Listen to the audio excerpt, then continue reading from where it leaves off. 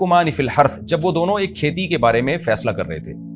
احادیث میں روایات میں اس کی تفصیل ہے، وہ یہ ہے کہ داؤد علیہ السلام بادشاہ تھے، سلیمان علیہ السلام آپ کے بیٹے اور جانشین تھے، ولی عہد تھے. آپ کے پاس ایک کیس آیا کہ ایک بکریوں کا ریوڑ پورا گھس گیا ایک کھیت میں اور بہت نقصان پہنچایا اس نے کھیت کو. اب جو کھیت کا مالک تھا وہ کیس لے کر آ گیا داؤد علیہ السلام کے پاس کہ بھئی اس کی بکریاں میرے کھیت میں گھسیں اور مجھے نقصان ہوا ہے تو میرے نقصان کی تلافی کی جائے. تو بکریوں کا مالک بھی پہنچ گیا. تو داؤد علیہ السلام نے قیاس کے مطابق فیصلہ کیا، سیدھا سیدھا. وہ فیصلہ یہ تھا کہ بھئی بکریوں نے جتنا نقصان پہنچایا ہے، کیونکہ یہ غلطی بکریوں کے مالک کی ہے، اس کا کام تھا اپنے ریوڑ کی حفاظت کرنا، اس نے حفاظت نہیں کی، بکریوں نے گھس کے کھیت میں جو نقصان پہنچایا تو تمام کا تمام تاوان یہ بکریوں کا مالک بھرے گا. لیکن کمال کی بات یہ تھی کہ وہ تاوان اتنا زیادہ آ رہا تھا جو بکریوں کی ریوڑ کی قیمت کے برابر تھا. یعنی اتنا فصلوں کو نقصان ہو گیا تھا کہ اس فصل سے جو آمدن ہوتی وہ بکریوں کی قیمت کے برابر تھی. لہذا طے یہ ہوا کہ سلیمان حضرت داؤد نے یہ طے کیا کہ بھئی اب پوری بکریاں ہی اٹھا کے اس کو دے دی جائیں، یعنی ریوڑ پورا ہی اس کو دے دیا جائے. یعنی ظاہر اب قیمت دو یا بکریاں دے دو، بات ایک ہی ہے. تو اب یہ فیصلہ 100% انصاف پر مبنی تھا، لیکن اس میں بکریوں کے مالک کا نقصان بہت زیادہ تھا. بکریوں کے مالک کا اس میں بہت زیادہ نقصان تھا کہ اس کا پورا ریوڑ ہی جا رہا ہے.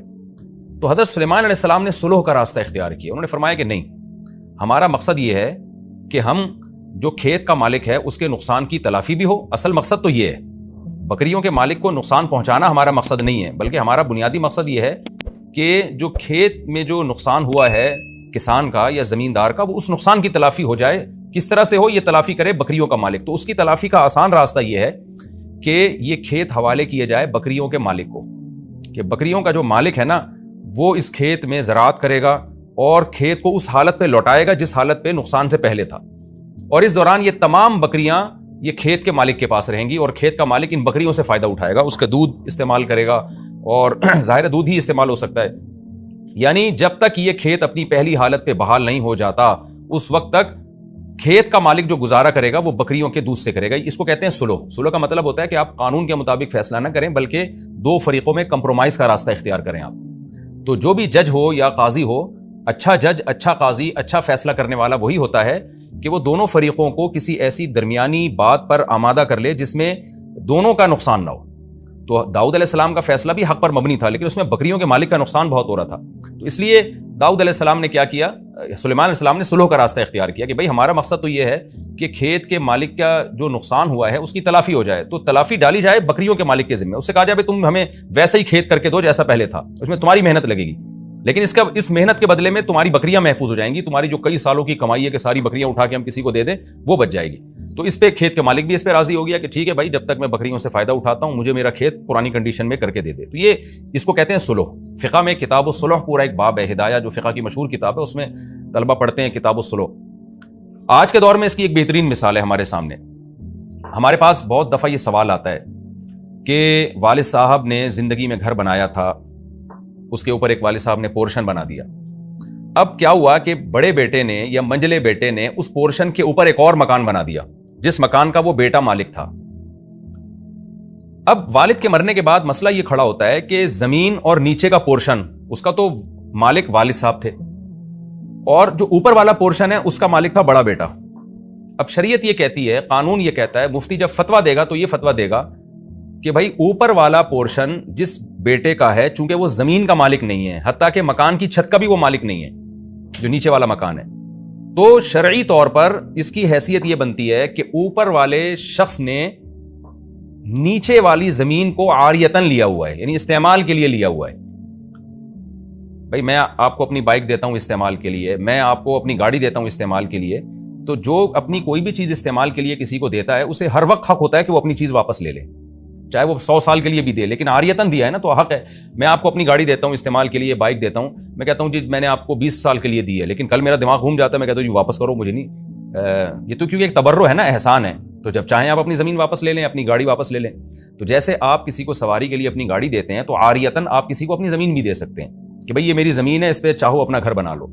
اب کسی شخص نے آپ کی زمین پہ اپنا گھر بنا لیا تو آپ کو شریعت ہر وقت یہ حق دیتی ہے کہ آپ کسی بھی وقت اس سے کہہ سکتے ہو مجھے اپنی زمین چاہیے اور یہ مکان خالی، یعنی گھر توڑ کے لے جاؤ، بڑا ملبہ اٹھاؤ یہاں سے. یہ شرعی طور پہ حق ہے. تو جب بھی آپ کسی کے گھر پہ اپنا گھر بناتے ہیں تو خوب سمجھ لیں جو نیچے کا جس کا پورشن ہے، جس کے پاس لینڈ ہے، جس کے پاس زمین ہے، اس کو یہ حق ہے کہ وہ کسی بھی ٹائم پہ آپ کو کہہ سکتا ہے کہ یہ مکان اوپر توڑ تاڑ کے لے جاؤ، میری زمین اور میری چھت مجھے خالی کر کے دو. یہ شرعی طور پر اس کو حق ہے.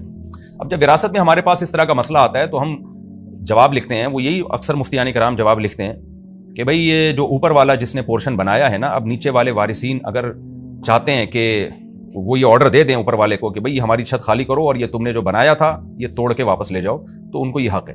لیکن آپ کو پتہ ہے اس میں اوپر والے کا نقصان بہت ہے. اس نے لاکھوں روپے لگا کے ایک فلیٹ بنایا اور فتویٰ یہ دیا جا رہا ہے کہ جی توڑ کے لے جاؤ. تو پھر مفتی صلح کا راستہ یہ ایسی صورت میں اختیار کرتا ہے، جو ہم کرتے رہتے ہیں، لوگوں کو بتاتے رہتے ہیں کہ بھئی دیکھو، بجائے اس کے کہ آپ جس بھائی نے اوپر کا پورشن بنایا تھا اب اس کو توڑنے کا آرڈر دیا جائے گا، آرڈر دیں گے تو اس کو توڑنا پڑے گا، اس میں اس کا نقصان بہت ہے. تو ہم کوئی ایسی صورت اختیار کر لیتے ہیں جس میں اس کا بھی نقصان نہ ہو اور نیچے والوں کا بھی نقصان نہ ہو. تو اس میں پھر صلح کا راستہ اختیار کیا جاتا ہے. پھر یہ کہا جاتا ہے بھائی یہ دیکھا جائے کہ اوپر والے گھر اگر نہ ہوتا تو اس پورے مکان کی قیمت کیا ہوتی، اوپر والا گھر بننے کی وجہ سے اس پورشن کی قیمت کیا یعنی اس پورے مکان کی قیمت میں کتنا اضافہ ہوا ہے. تو آپ ایسا کریں کہ اوپر والے بھائی کو وہ قیمت دے کے وہ مکان اس سے لے لیں آپ، اور وہ وراثت میں اس کو شامل کر لیں. تو یہ بھی صلح کا راستہ ہے. اس میں نہ اوپر والے کو نقصان ہوا نہ نیچے والے کو نقصان ہوا، اور توڑنے میں تو سب کا نقصان ہے. تو بعض دفعہ شرعی قانون ایک طرف رہنمائی کر رہا ہوتا ہے، لیکن جو ماہر مفتی ہوتے ہیں یا ماہر قاضی ہوتے ہیں وہ صلح کا راستہ اختیار کرتے ہیں تاکہ دونوں فریقوں میں سے کسی کو بھی نقصان نہ ہو اور جو مقصد تھا نقصان سے بچانا وہ حاصل ہو جائے. تو یہ کتاب الصلح پورا ایک فقہ کے میں ایک پورا باب ہے، اور ہماری عدالتوں میں تو صلح کا کوئی سیٹ اپ ہے ہی نہیں.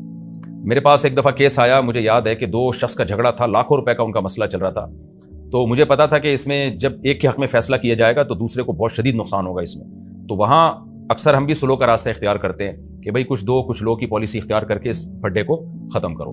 تو یہ راستہ ہمیں اختیار کرنا چاہیے. تو یہاں بھی اللہ تعالیٰ نے حضرت سلیمان علیہ السلام کی تعریف اس لیے کی کہ داؤد علیہ السلام نے جو فیصلہ کیا وہ بھی شریعت کے مطابق برحق فیصلہ تھا، لیکن سلیمان علیہ السلام نے کمپرومائز کا راستہ اختیار کیا کہ بھئی بکریوں کے مالک نے جان کر تو بکریاں نہیں بھیجی نا جنہوں نے کھیت تباہ کر دیا. تو ٹھیک ہے، قانونی لحاظ سے تو ساری بکریاں اس کو دینی پڑیں گی کھیت کے مالک کو، لیکن اس میں بیچارے کا نقصان کتنا ہے. تو کیوں نہ ہم کوئی کمپرومائز والا راستہ اختیار کریں، اس کو بھی نقصان نہ ہو اور جو کھیت کا مالک ہے اس کے نقصان کی تلافی بھی ہو جائے. تو آج بھی بہت سے لوگوں کو نا بس وہ ٹو دا پوائنٹ بات کرنے کی عادت ہوتی ہے، اور وہ ایسے فیصلے کرتے ہیں کہ وہ سوسائٹی میں اس فیصلے کو لوگ قبول نہیں کرتے.